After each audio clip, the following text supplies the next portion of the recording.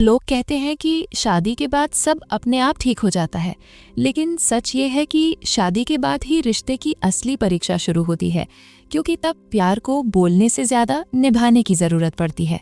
आज की कहानी हर उस इंसान के लिए है जो ये सोचता है कि मैं सब कुछ सही कर रहा हूँ, फिर भी मेरा रिश्ता धीरे धीरे खाली क्यों होता जा रहा है।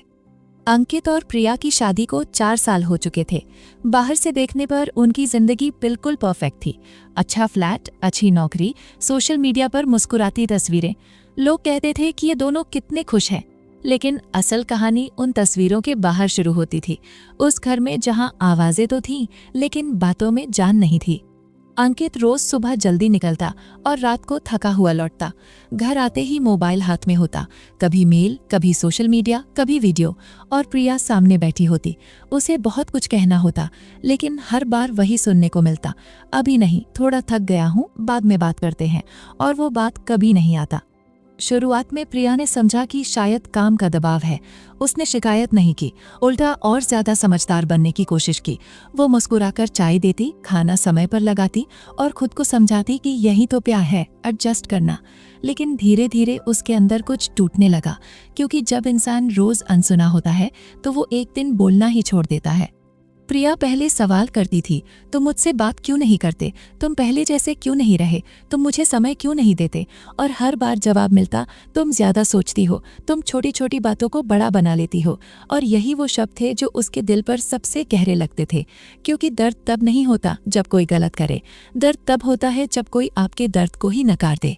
धीरे धीरे प्रिया चुप हो गई। उसने झगड़ा करना छोड़ दिया, शिकायत करना छोड़ दिया, उम्मीद रखना छोड़ दिया। और याद रखना, जब औरत चुप हो जाती है तब रिश्ता सबसे ज्यादा खतरे में होता है, क्योंकि चुप्पी का मतलब सहना नहीं होता, चुप्पी का मतलब होता है हार मान लेना। अंकित को लगा कि अब सब ठीक है, घर में शांति है, कोई बहस नहीं, कोई ड्रामा नहीं। उसे नहीं पता था कि ये शांति नहीं, दूरी है। वो एक ही कमरे में रहते थे, लेकिन दिलों के बीच फासला रोज बढ़ रहा था। एक शाम अंकित घर लौटा तथा प्रिया बालकनी में खड़ी थी। फोन नहीं, टीवी नहीं, बस बाहर देख रही थी। अंकित ने पूछा, खाना नहीं बनाया? प्रिया ने बिना पलटे कहा, आज मन नहीं था। अंकित को अजीब लगा, क्योंकि ये पहली बार था। फिर उसने पूछा, सब ठीक है? प्रिया ने कहा, अब हाँ। और उस एक शब्द अब ने अंकित को बेचैन कर दिया। रात को अंकित ने पहली बार फोन साइड में रखा और पूछा, सच बताओ, क्या तुम खुश हो? प्रिया ने कोई जवाब नहीं दिया। कुछ सेकंड की खामोशी थी, लेकिन वो खामोशी शब्दों से ज्यादा भारी थी। फिर उसने कहा, मैं थक गई हूँ, दफ्तर से नहीं, इस रिश्ते से। अंकित को जैसे किसी ने अंदर से हिला दिया। उसने कहा, मैंने क्या गलत किया? मैं तुम्हें मारता नहीं, धोखा नहीं देता, खर्चे की कमी नहीं रखता। फिर भी प्रिया की आंखें भर आईं और उसने कहा, क्योंकि तुम मेरे साथ रहते तो हो, लेकिन मेरे साथ नहीं रहते। तुम मेरी बातें सुनते नहीं, बस सुनने का नाटक करते हो। जब मैं बोलती हूँ और तुम मोबाइल देखते हो, मुझे लगता है मैं जरूरी नहीं हूँ, और जब मैं चुप रहती हूँ और तुम पूछते नहीं, तब मुझे यकीन हो जाता है। ये शब्द अंकित के लिए आईने जैसे थे।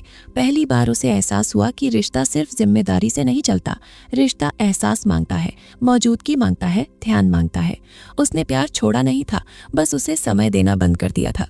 अंकित ने माफी नहीं मांगी, क्योंकि माफी से सब ठीक नहीं होता। उसने खुद को बदला। अगले दिन से फोन साइलेंट रहने लगा, बातें शुरू हुई, बिना वजह हंसी लौटने लगी। प्रिया तुरंत नहीं बदली, क्योंकि टूटा भरोसा वक्त लेता है, लेकिन धीरे धीरे उसने फिर से बोलना शुरू किया।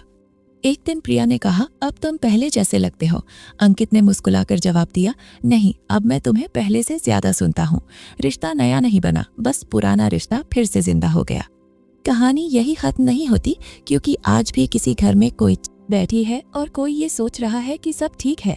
अगर इस कहानी में आपको कहीं अपनी परछाई दिख गई हो, तो समझ लीजिए अभी भी वक्त है, क्योंकि प्यार को रोज जीना पड़ता है, सिर्फ शादी के दिन नहीं।